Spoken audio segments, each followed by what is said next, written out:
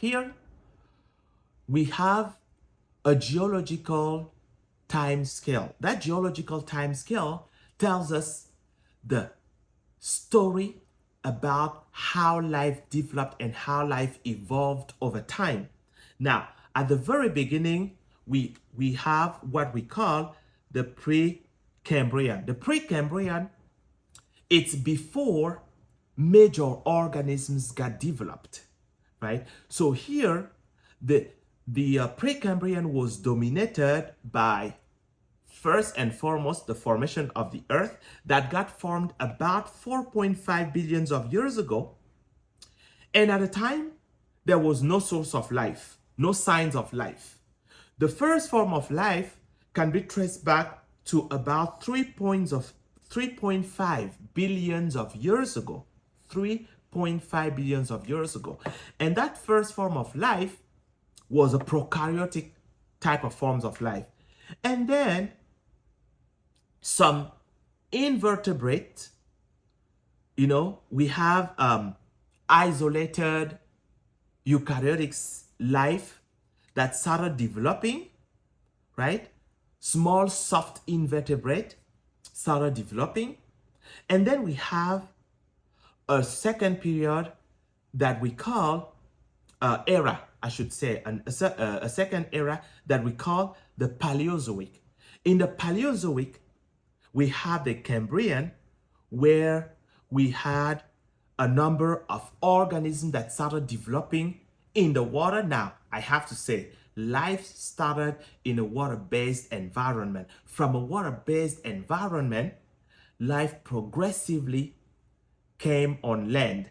And you see that, before, it was not about before the Devonian that life started somehow appearing on Earth. Well, actually, no, it was a little bit before. It was during the Ordovician period, because during the Ordovician period we have the non-vascular plants. Okay, non-vascular plants appeared on land, but before then you had basically a lot of life in the water, but not in the land. And eventually you had, during the Ordovician, the first forms of life that appear on land. And from there, life started developing some more on land, including the ferns that started developing, some animals that started actually going from the aquatic environment to the land. So we're going to have the reptiles, the frog family of organisms, right? And eventually we have the Carboniferous. The Carboniferous is the time when much of the charcoal and the oil that we extract today actually developed. Now, I did not say something. It's that there was a mass extinction after the Ordovician that led to 50% of the species that disappeared. Okay, 57%. And then another extinction, mass extinction, occurred right after the Devonian that caused the destruction of about 50% of the organisms. Then we have the Permian. During the Permian, and all of that, it is during the era of the Paleozoic, right? We had about 83% of all the species that were wiped out. And this is how actually all the oils that we have today developed. Then we have the Triassic period, and that Triassic period is part of an era that we call the Mesozoic, okay? And so that Mesozoic, we have a number of organisms on the land. Then we have a mass extinction. Then we had the Jurassic and the Cretaceous.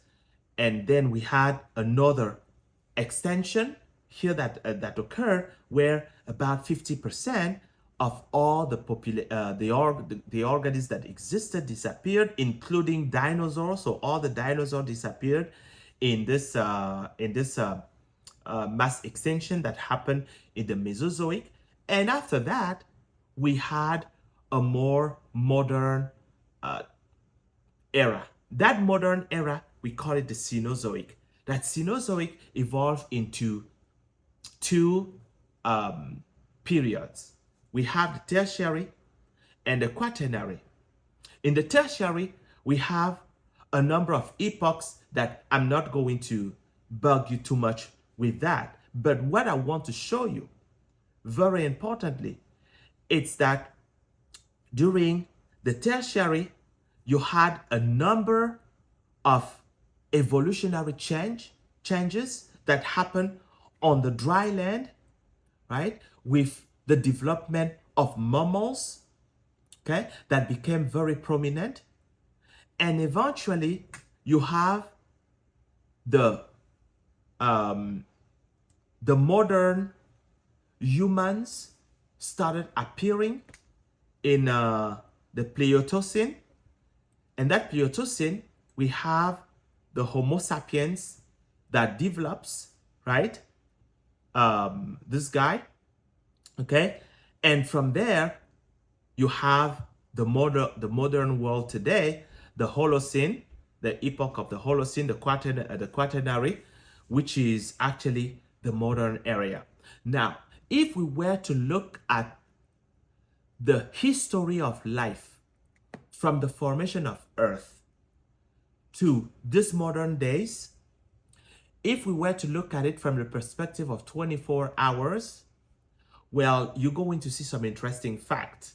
So the Earth forms at midnight, right? And then the clock starts, okay? The oldest form of life appears around 5 a.m., okay, in a 24-hour clock. Now, oxygen appears on Earth, free oxygen, around between 1 and 2 p.m., okay? So it took a long time, which means that the first atmosphere was not very friendly to us, right? Eventually, eukaryotic organisms first developed around 4 to 5 p.m. Now, notice that the age of dinosaurs, it's around between 10 and 11 p.m. Now, if you pay attention, we are getting close to the end of the day, right? Now, if we were to consider when human appeared on a 24-hour clock, it would be at 11:59 minutes and 30 seconds, which means, you know, at the end of the day, right? Well, it's just basically a rough, you know, graphic representation, right? Then we can ask the following question. At which pace are species forming? What are the processes by which species are forming? There are two schools.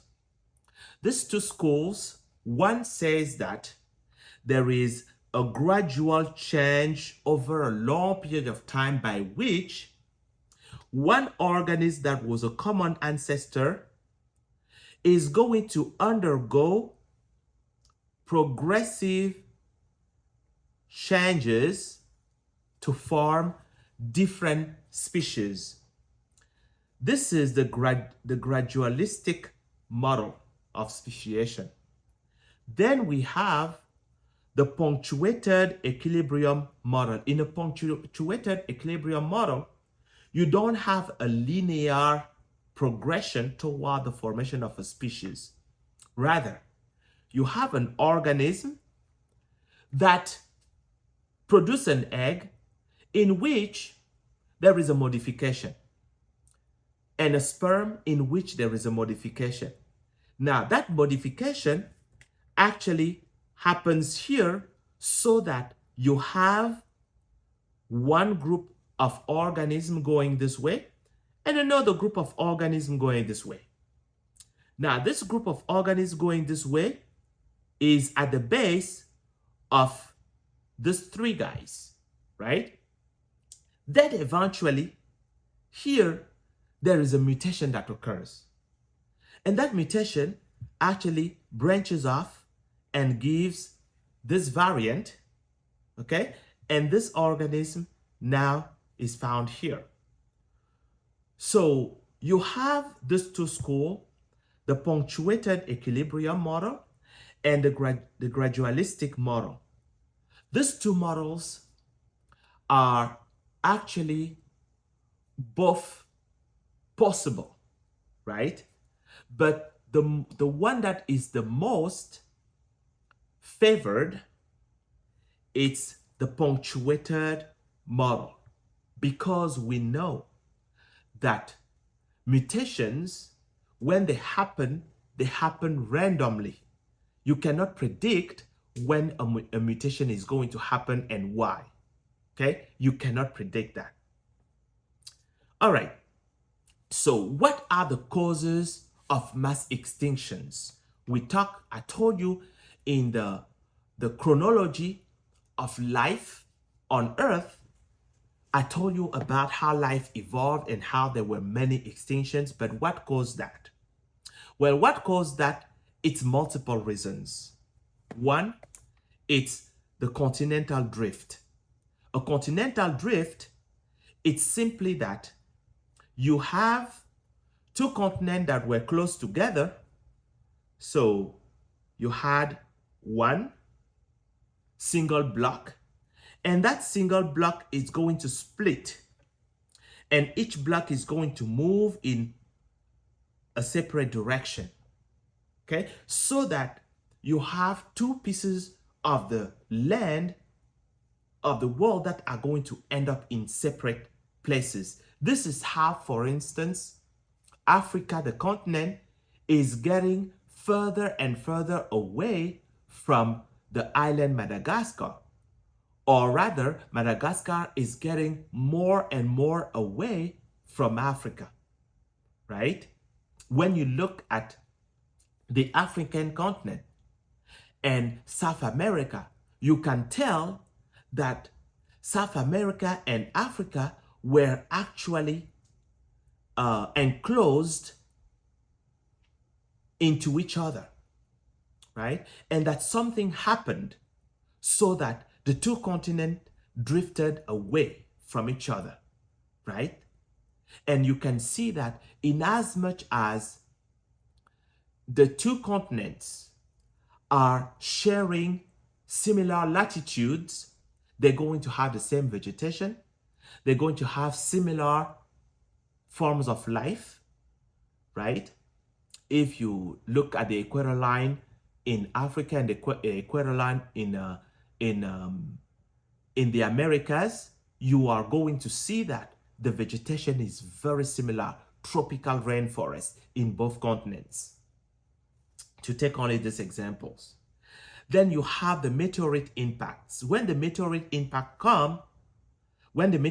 comes, hits the earth, well, it's going to cause a major disturbance. That major disturbance is going to destroy everything that is there. A meteorite that comes and hits the earth, it's worse than an atomic bomb. Okay? It's much, much, much worse than an atomic bomb. Think about that. Then we have climate change. Now, I was showing you earlier that the first atmosphere, the early atmosphere, did not contain a large amount of oxygen, at least not the kind of oxygen that we can breathe. Therefore, the form of life that is oxygen dependent didn't exist on Earth at that point, right? At that point, there was a lot of carbon dioxide in the atmosphere.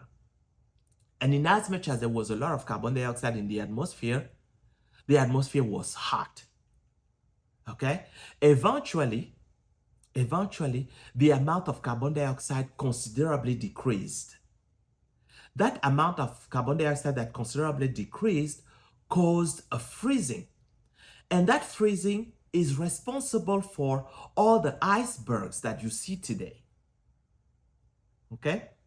So, and all that freezing and all these icebergs are actually creating a climate that is different in the poles compared to the equator line, right? The tropics, okay? That is actually different from the deserts, okay? So that climate is going to considerably affect the forms of life. So imagine that the desert was actually a mild temperature with a lot of water, just as much as you see in on the equator line, in the Amazon forest, in Brazil. Now imagine that the Amazon forest goes from a tropical rainforest it is to a desert.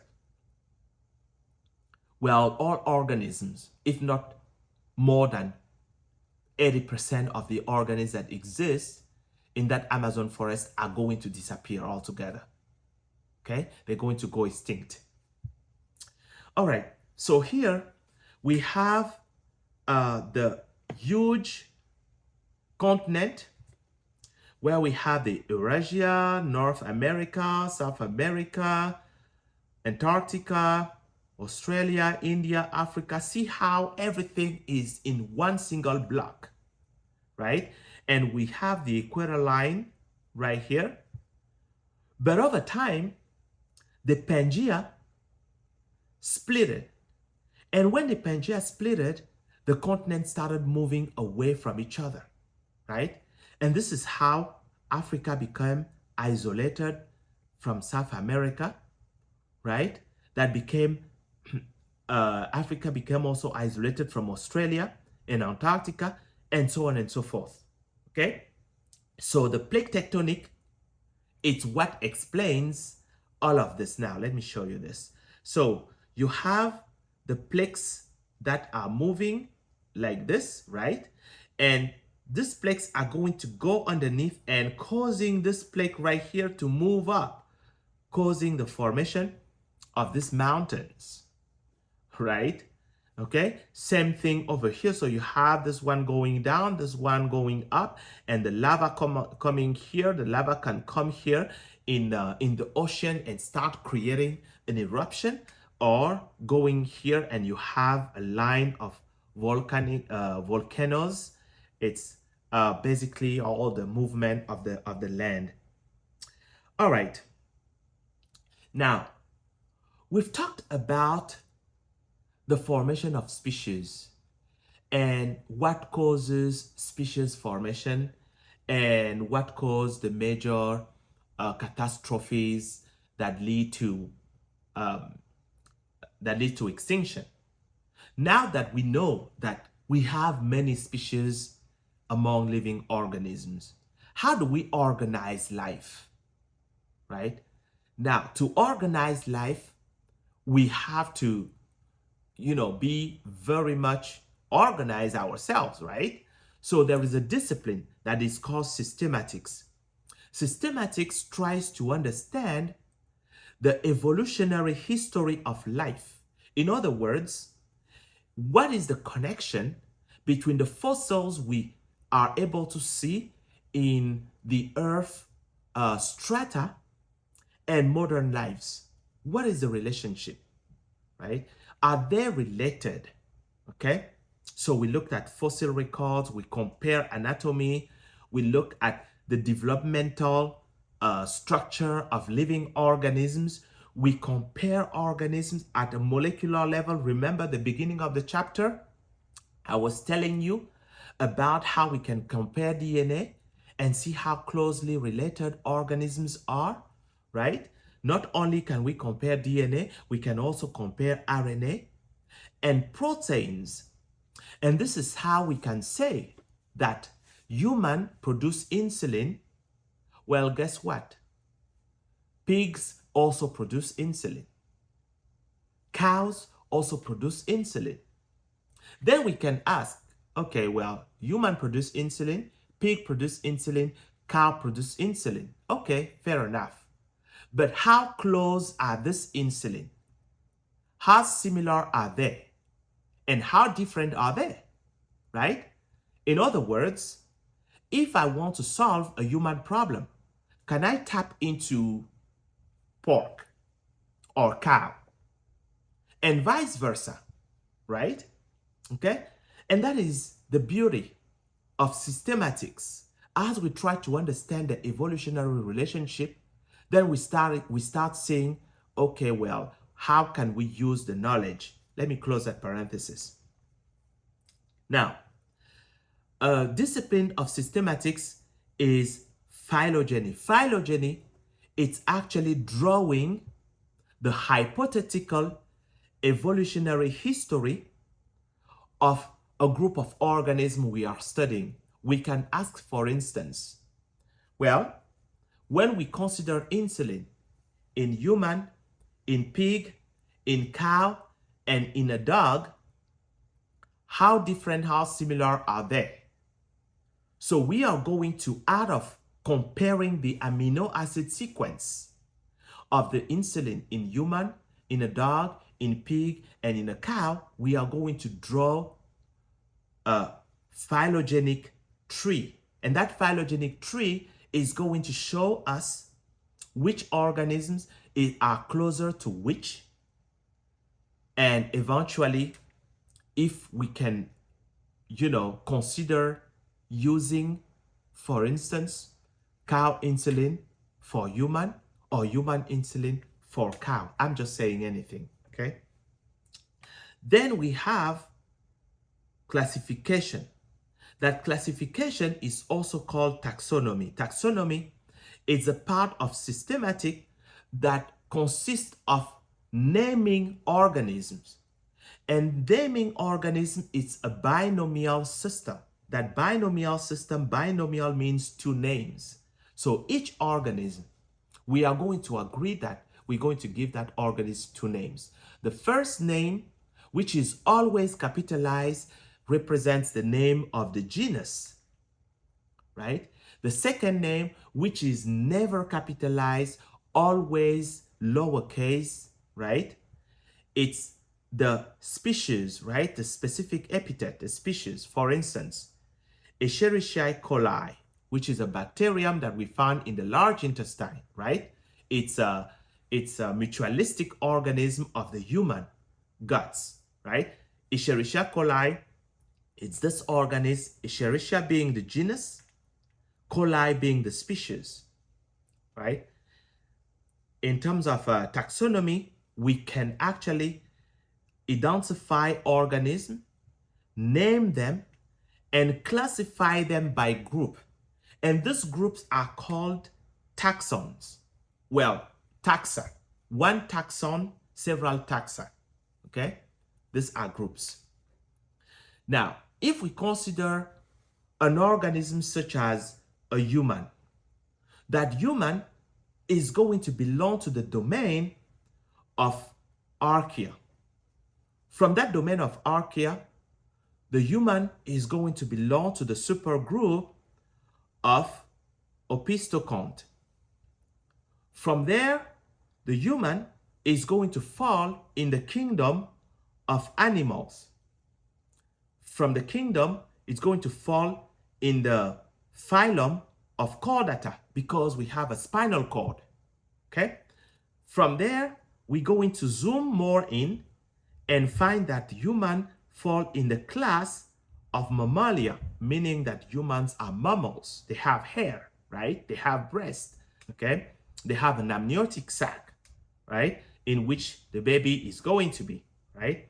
You have an order, the order of primates, right?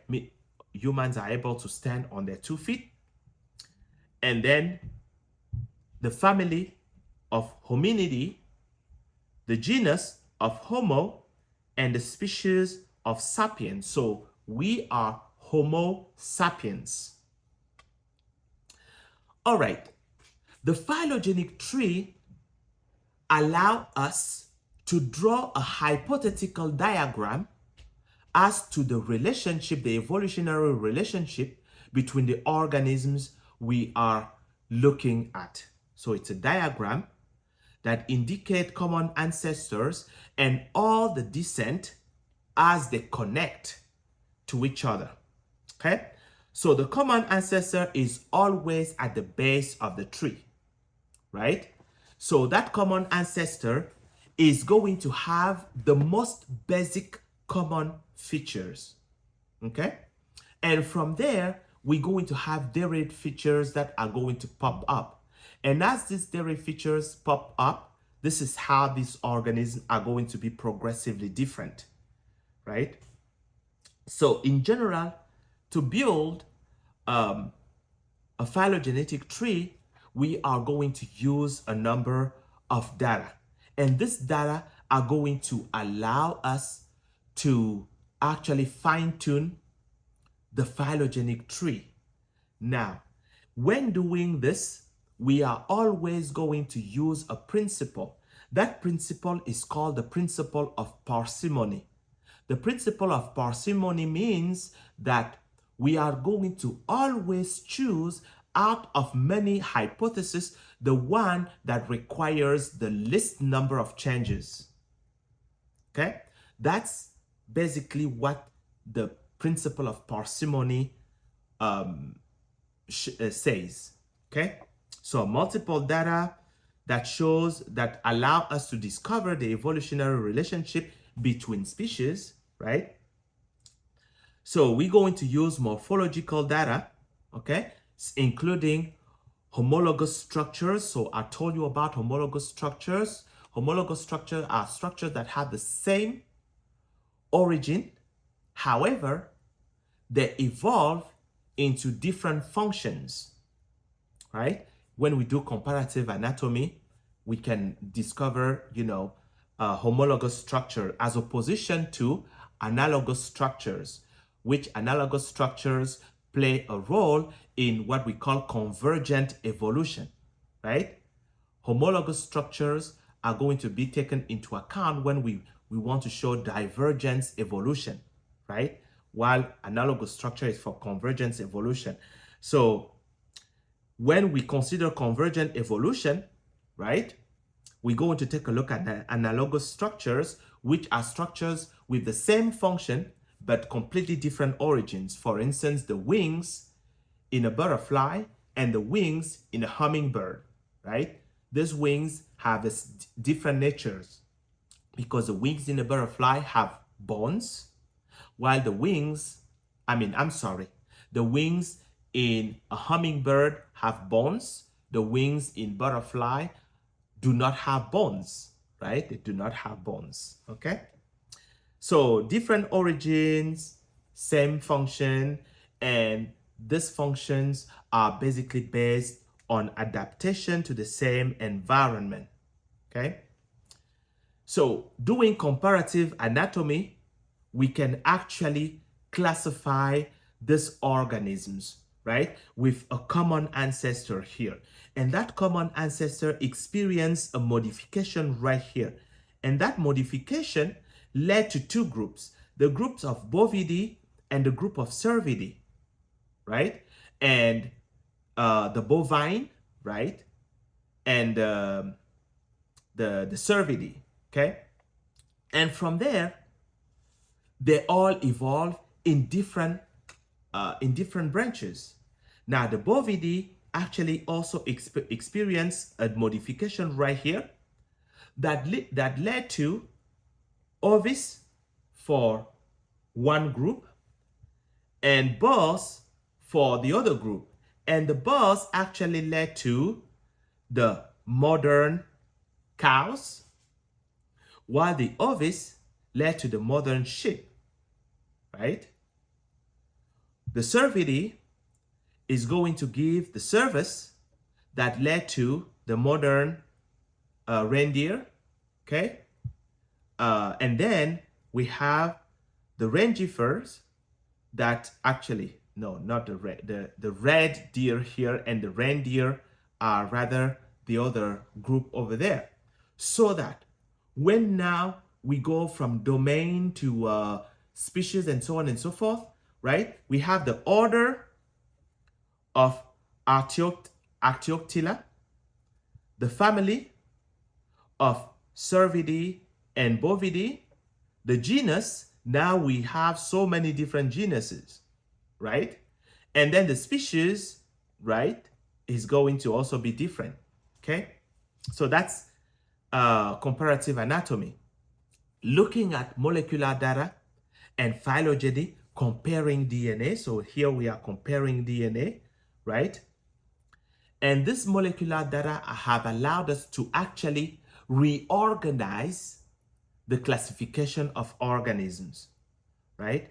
Typically, in here, we are going to consider ribosomal RNA genes, okay? Because ribosomal RNA genes are very conserved, okay? So when two organisms have a different sequence in their RNA, ribosomal RNA gene, in fact, they are different species because that gene is extremely conserved, right? Little variation is very reliable in telling apart species.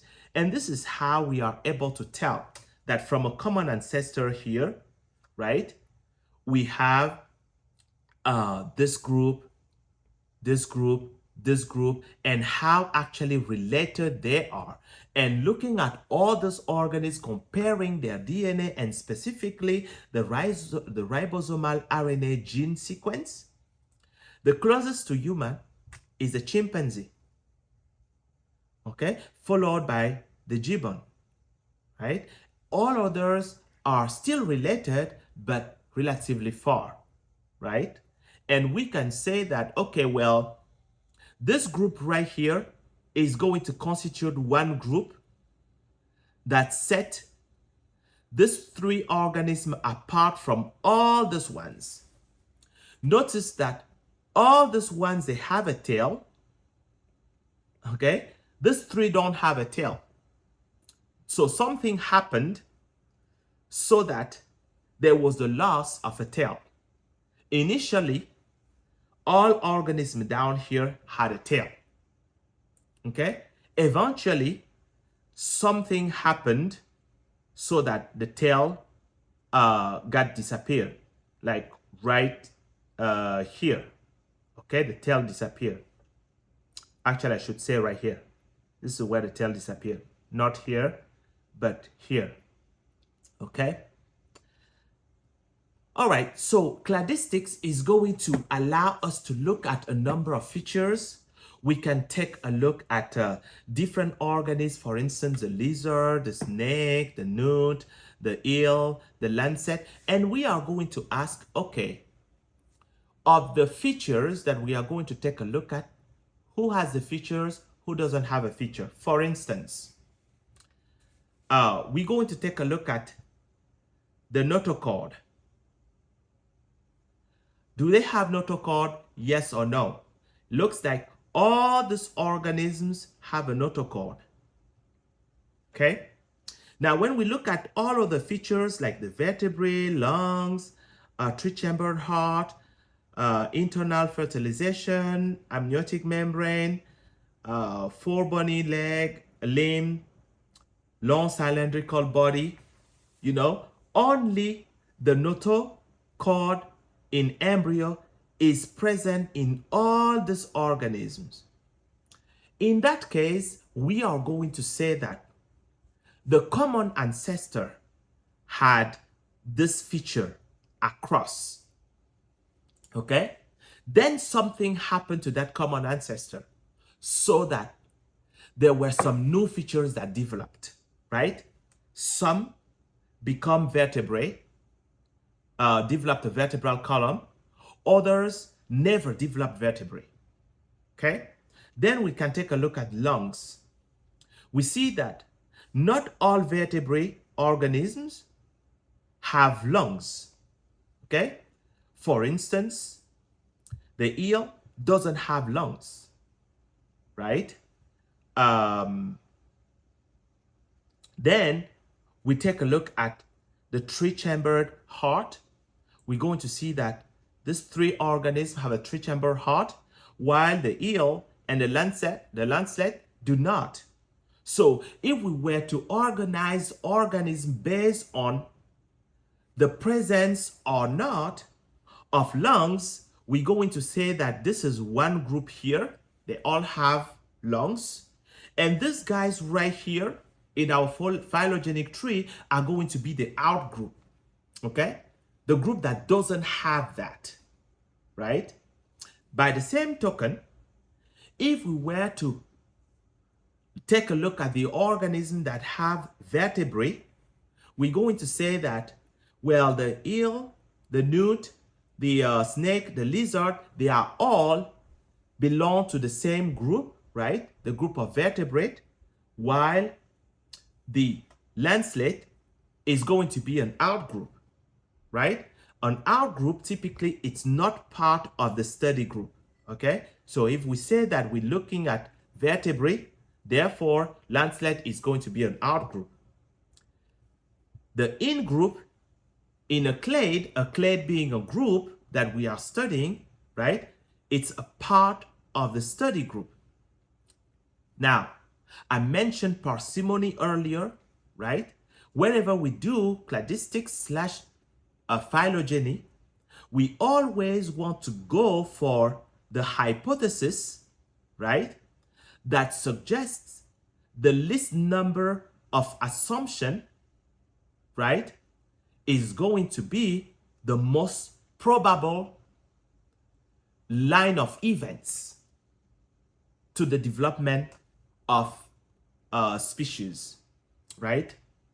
We're going to take a look at shared-derived features or homologies, and we're going to consider ancestral features that are present in the most common ancestor, okay?